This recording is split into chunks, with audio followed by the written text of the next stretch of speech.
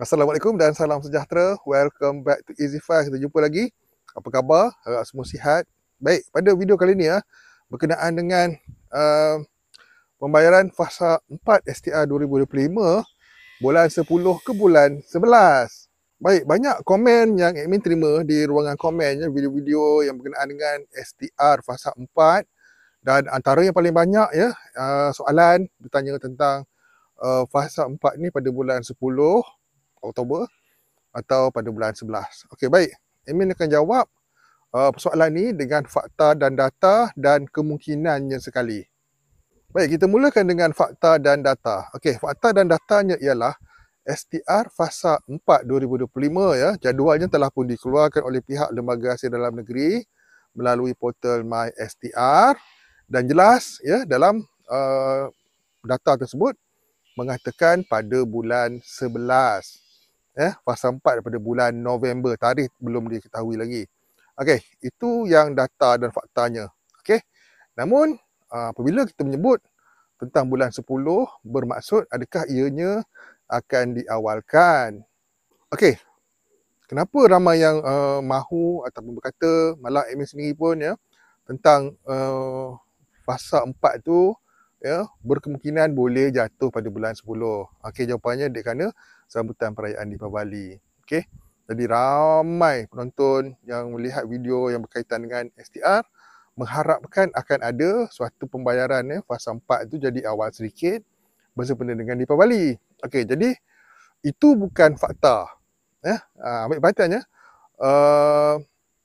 sebab ia tidak dikeluarkan, belum lagi keluar daripada mana-mana sumber kerajaan yang mengatakan fasa 4 tu jadi awal. Belum ada lagi. Jadi itu cuma kita boleh anggap berkemungkinan dan suatu andaian sekiranya pihak kerajaan mahu membantu rakyat menyambut perayaan, di samping kenaikan kos-kos harga barangan yang terpaksa kena tanggung sekarang ni, maka bolehlah ianya diawalkan oleh pihak kerajaan. Sekiranya pihak kerajaan mahu ia diawalkan. Okey. Tetapi sekiranya tidak, maka ia akan berbalik semula kepada fakta dan datanya, iaitu fasa 4 itu pada bulan November, bulan 11. Sedikit pencerahan admin nak bagi banyak posting-posting di media sosial selain daripada YouTube. Anda faham sendiri dah platform mana yang banyak menyebarkan tentang pembayaran-pembayaran ni, dan banyak yang admin jumpa yang mengatakan Deepavali akan dapat STR lah dan sebagainya. Okey. Perkara tersebut admin bagi tahu terus tidak benar sebab ia belum ada apa-apa diumumkan lagi. Belum ada pengumuman lagi yang mengatakan ianya diawalkan lah dan sebagainya, dan segala-segala perkara berkenaan dengan STR ni belum ada lagi. Malah kalau kita semak dekat portal STR pun masih sama, tak ada apa-apa pun perubahan terbaru dalam portal tersebut. Baik, jadi untuk admin jawab soalan yang banyak diajukan di ruangan komen, kesimpulannya STR fasa 4 mengikut fakta dan datanya pada bulan November, bulan 11, tarikh tidak diketahui lagi, dan andaian yang kita boleh buat, pihak kerajaan mungkin boleh mengawalkannya sekiranya melibatkan suatu perayaan yang agak besar juga di Malaysia ni.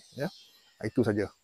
Jadi kesimpulannya, belum ada lagi sebarang info yang sahih tentang STR fasa 4 ni jadi awal. Okey, kami harap jawapan ni memuaskan hati ramai orang yang bertanya, sama ada di ruangan komen dan juga di permesejan Telegram, tanya direct daripada admin pada. Okey, ini jawapan untuk anda berdasarkan fakta dan data, dan kemungkinan tu ada.